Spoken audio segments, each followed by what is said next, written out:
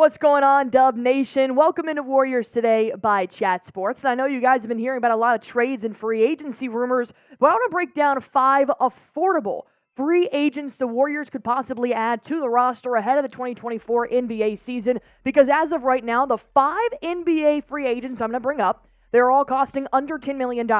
Whether or not they want to sign for more than that, well, that's up to the front office of the Golden State Warriors. But the reason why I love these 5 free agents that I'm about to bring up, and you're really going to want to stick around for the last one that I have to offer here, is that all of these players are under 30 years old. They're just enough experience to really add on a Steph Curry and the rest of the Warriors roster, but they're also young enough to contribute with the Jonathan Kuminga, Moses Moody, and Pajemskis of the team. So I'm going to start breaking that down, but first and foremost, look, we've gained a lot of subscribers here in the offseason, so I just want to ask you guys a pretty plain and simple question. Show your love for Dub Nation if you are a Golden State Warriors fan. Go ahead and like this video. I want to see the tried and true on my feed. Go on ahead, hit that thumbs up button, and let's go on ahead and get into this. First, I do want to talk about the wing position, because I've seen a lot of comments saying they either want a shooting guard, they want a small forward, they really want to touch on that position, especially if Klay Thompson may or may not be rejoining the Golden State Warriors, depending on if he likes the offer, if they offer him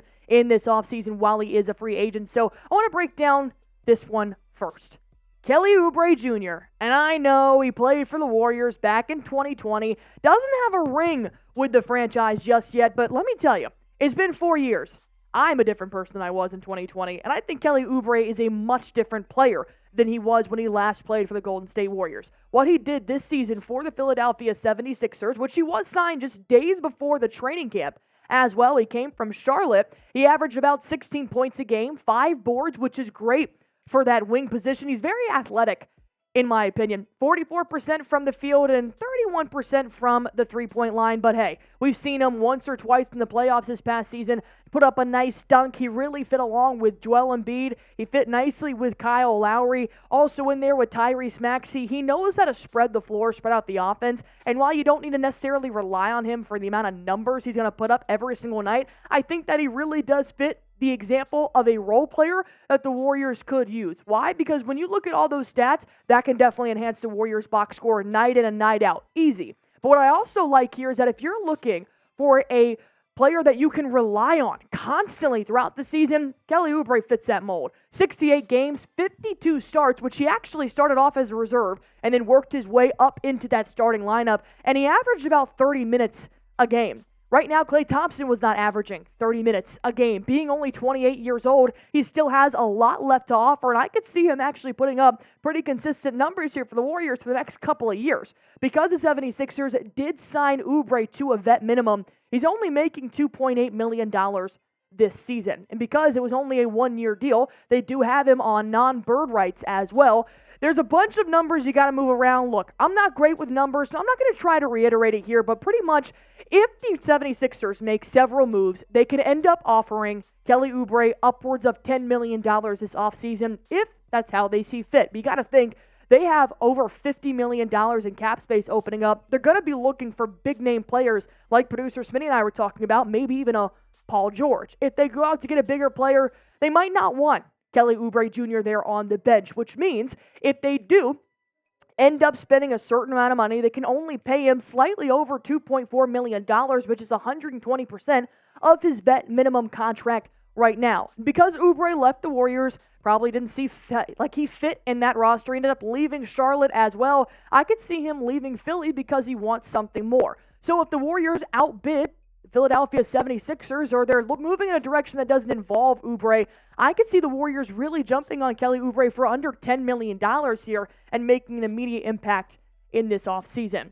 But I want to talk about another wing here in the NBA. I want to talk about Naji Marshall, specifically here at this small forward position. He's playing for the New Orleans Pelicans right now, but after they got swept in the first round of the NBA postseason, they're not sure if he's going to stick around. But here's what I like about Marshall. Look at the last 4 years he's been in the league. The only 4 years he's been in the league.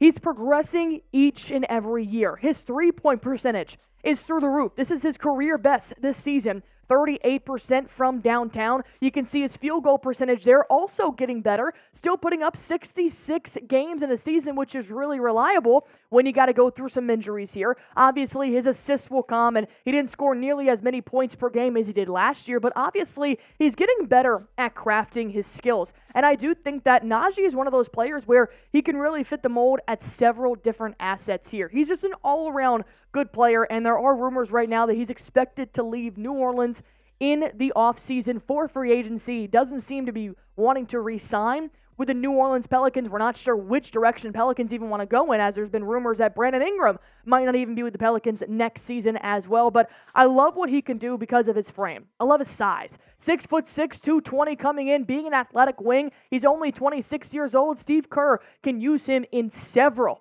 of their plays that happen to run here. I could see him being a huge pick and roll guy, setting up for Steph Curry, even a Brandon Pajemski. I think that he's going to be a player that's going to draw defenders in, maybe not with his scoring. He's never really been known for the numbers that he puts up in terms of points, but in terms of really spreading out the offense and also being a defensive asset, why not? If he's under $10 million, I definitely think it's a player I would at least worth exploring.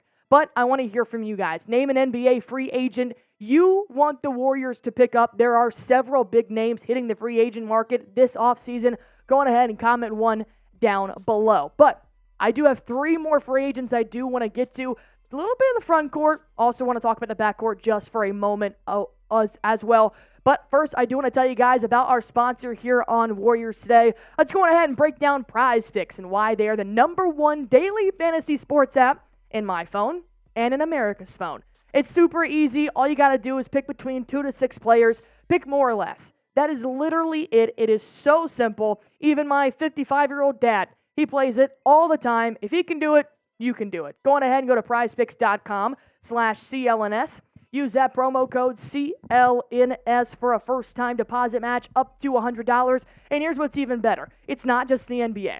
They've got WNBA, they've got NHL postseason right now, MLB regular season, Call of Duty. If that's what you're into, that's not my MO. But you know what? I do like my picks right here. Why? Because it also includes a star player. If you win a full lineup that has a star player, so either Angel Reese or Jason Tatum, they will increase your payout by 10%. So I've got Angel Reese having more than 12 points in her WNBA regular season debut. I've got Tatum having more than 2.5 3-pointers made against Cavaliers in Game 5, a possible elimination game for the Cavaliers. And then Darius Garland to have more than 21.5 points as Donovan Mitchell is expected not to play again with a calf strain. I'm going to be looking at Darius Garland to really hold down the fort there in scoring for the Cavaliers. So these are my prize picks. As you can see, I always pick more. I think life's too short, but you guys can do whatever you want. Go to prizepicks.com/CLNS. Use promo code CLNS for a first-time deposit match up to $100. Pick more, pick less. It's truly that easy. I want to talk about a guard here, De'Anthony Melton. Here's why I love De'Anthony Melton and primarily what he can bring immediately to the depth chart of the Golden State Warriors. I'm not looking at Melton to come in and be a starter right now. Why? Because I love what Pajemski has really crafted for himself moving into the next regular season. But he's got a little bit more under his belt here in terms of experience in the NBA. He's played with a couple different teams in the NBA, and he does average about 11 points a game, 4 boards, shooting 39% from the field. Kind of trash, but, you know, he can get better at it. But 36% from the three-point line, I'll take that one. I can definitely work with that. But here's the issue. You see down below, he only played 38 games. A reoccurring back injury is so concerning to me, especially when it's like the back, the neck. Those are just body parts I don't want to mess with if I'm playing anything, if I'm lifting weights. And I know it's also really hindered him. While he did come back in the postseason, in my opinion, he just wasn't the same, and that does make me a little worrisome, is that if he is fully healthy, obviously it can be a huge asset, but maybe that's why the Warriors can go out and get him in free agency for a lower price, because he does have an injury report that kind of follows along with him. But The reason why I do like D'Anthony Melton when he is healthy is because he can fit that mold of the point guard and the shooting guard position. You may not be guaranteeing Chris Paul's $30.8 million next year. You're going to have to kind of fill in some mold there on the depth chart. Plus, if you end up getting rid of Gary Payton, of Klay Thompson, you're going to have to add into that shooting guard position as well, maybe even if you put Moses Moody in a trade package. So I do think that if you want to put another player off your bench, especially with somebody who's got injury,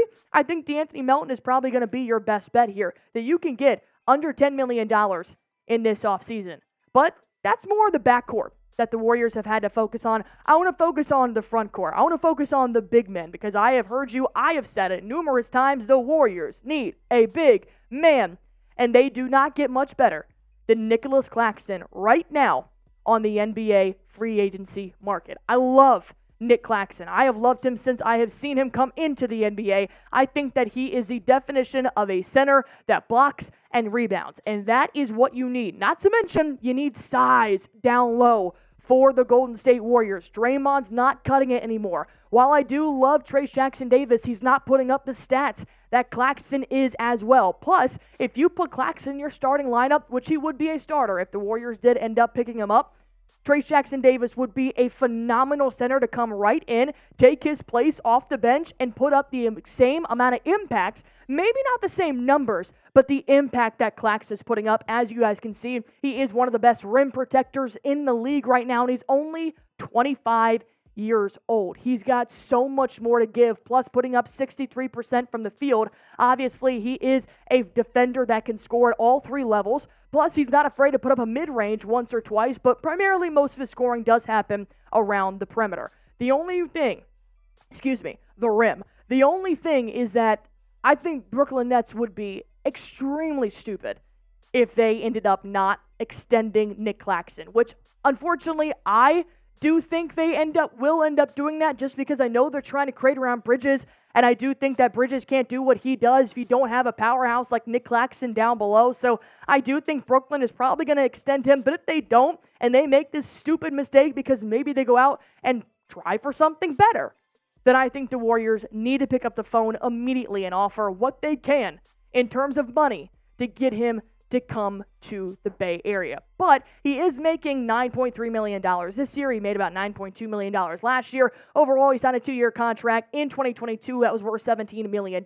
So I do think that he's going to be looking for a pretty hefty deal, especially if he's expecting a contract extension right now in Brooklyn. He's going to want that with the Golden State Warriors. That's something Mike Dunleavy is really going to have to think of if it's worth bringing a young, athletic center to the Warriors franchise. If you guys want Nic Claxton, and I know a lot of you do, go on ahead and like this video for me. Show you love Claxton by liking this video. It's pretty simple. Hit that thumbs up button while I break down the number 5 affordable free agent for the Golden State Warriors.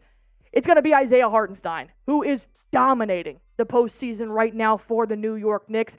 Partially a huge reason why they are still competing right now in a series lead over the Indiana Pacers. I think Hartenstein's got that dog in him. I think Hartenstein is almost as good as it can get when you are stepping up here with the injuries that the New York Knicks have had this last season. Here's the thing. I did talk to Knicks Now host Marshall Green. I asked, you guys going to bring back Hartenstein if he does want to rejoin with the Knicks? Because, of course, it's his choice.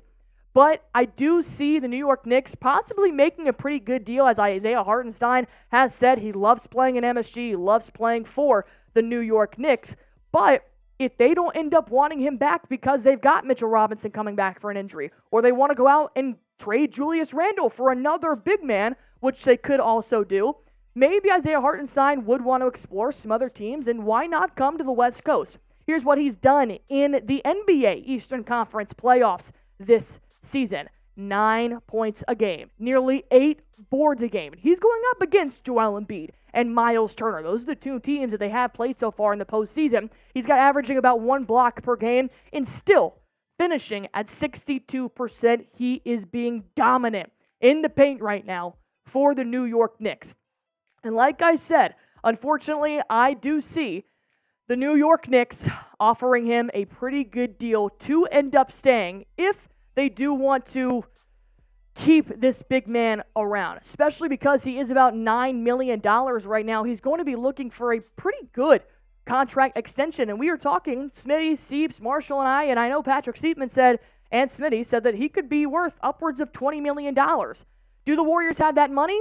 Maybe if they move some things around, but it might be a little bit out of the affordable range if that's what it ends up being. But with that being said, go ahead and comment down below. Out of the 5 affordable NBA free agents right now that I just mentioned, which one do you want the most on the Warriors? Do you want Kelly Oubre Jr. back? Do you want somebody from NOLA coming to the Warriors? Naji Marshall, maybe even D'Anthony Melton if he returns healthy. Nic Claxton, the big center in Brooklyn, or Isaiah Hartenstein, the big center in the Big Apple. Go on ahead and comment that down below. While you guys there, go ahead and hit that subscribe button for me. If anything the Golden State Warriors do, I want you guys to know everything about it. All you have to do is subscribe.